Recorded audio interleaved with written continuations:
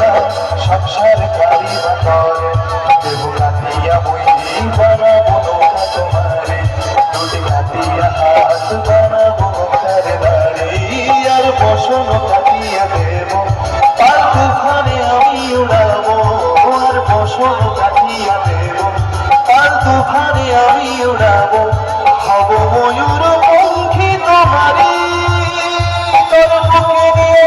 সুদূরে যাবো গো ভাইসা তোরে বুকে নিয়া সুদূরে যাবো গো ভাইসা বলবো তোর পালবো চল হাসি সব কিছু জায়গা